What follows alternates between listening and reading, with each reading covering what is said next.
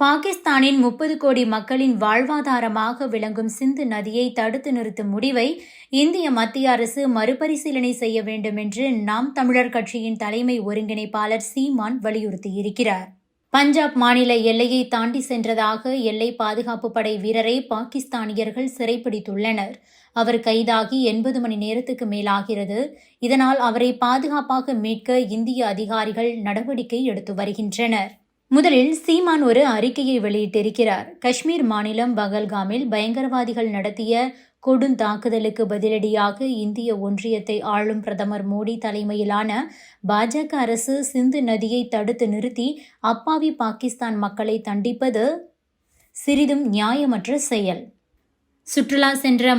சுற்றுலா சென்ற இந்திய மக்களை கொன்றது பயங்கரவாதிகள் தானே தவிர பாகிஸ்தானைச் சேர்ந்த ஏழை எளிய மக்கள் இல்லை.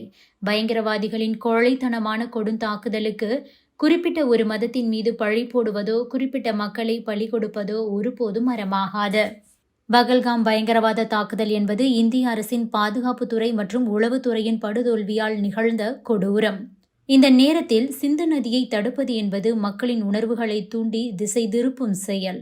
பாஜக அரசிற்கு உண்மையிலேயே பயங்கரவாத தாக்குதலுக்கு பதிலடி கொடுக்க வேண்டும் என்ற ஒரு எண்ணம் இருந்தால் தாக்குதலில் ஈடுபட்ட பயங்கரவாதிகளையும் அதற்கு உதவியவர்களையுமே தண்டிக்க வேண்டும். பயங்கரவாதிகளின் முகாம்களை தாக்கி அழிக்க வேண்டும். பயங்கரவாத செயலுக்கு பின்னால் பாகிஸ்தான் அரசோ இராணுவமோ இருக்குமே என்றால் அவர்களுடன் நேரடியாக மோத வேண்டும். அதை விடுத்துவிட்டு 30 கோடி மக்களின் வாழ்வாதாரமாக விளங்கும் குடிநீரை அவர்களின் உணவு தேவைக்காக நிறைவு செய்யும் விவசாய பாசன நீரை தடுப்பது எந்த வகையில் நியாயமாகும்? பாகிஸ்தான் நாட்டின் மீது விதிக்கப்படும் பொருளாதார தடையோ வர்த்தக தடையோ அந்த நாட்டு அரசையும் பெரும் முதலாளிகளையுமே அதிகம் பாதிக்குமே தவிர ஏழை மக்களை நேரடியாக பாதிப்பதில்லை. ஆனால் உயிர் ஆதாரமாக விளங்கும் நதிநீரை தடுப்பது என்பது பயங்கரவாத தாக்குதலுக்கு எந்த ஒரு தொடர்புமற்ற அப்பாவி ஏழை மக்களை நேரடியாக பாதிக்கக்கூடிய ஒரு கொடும் செயல். இவ்வாறு சீமான் தன்னுடைய அறிக்கையில் குறிப்பிட்டிருக்கிறார். இவருடைய அறிக்கைக்கு ஒரு பக்கம் ஆதரவுகளும் ஒரு பக்கம் கண்டனங்களும் குவிந்து வருகிறது. அடுத்ததாக பஞ்சாப் மாநிலம் ஃபெரோஸ்பூரில் சர்வதேச எல்லையில் கடந்த 25ஆம் தேதி தவறுதலாக எல்லை தாண்டி பாகிஸ்தானுக்குள் இந்திய வீரர் ஒருவர் சென்றிருக்கிறார்.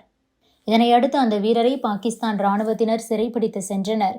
மேற்கு வங்க மாநிலத்தைச் சேர்ந்த அந்த வீரர் BSF 182 பட்டாலியனில் கான்ஸ்டபிளாக பணிபுரிந்து வருகிறார். அவரது பெயர் BK சிங்.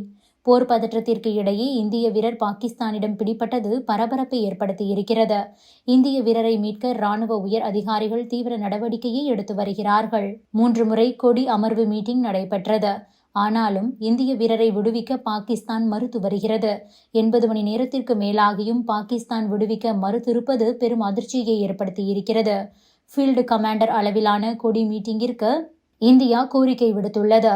இந்த சந்திப்பு விரைவில் நடைபெறும் என தெரிகிறது. பாகிஸ்தான் வசமுள்ள இந்திய வீரரை பாதுகாப்பாக மீட்பது தொடர்பாக உள்துறை அமைச்சக செயலாளரிடம் எல்லை பாதுகாப்பு படை இயக்குனர் விளக்கம் கொடுத்திருக்கிறார். Subscribe to One India and never miss an update.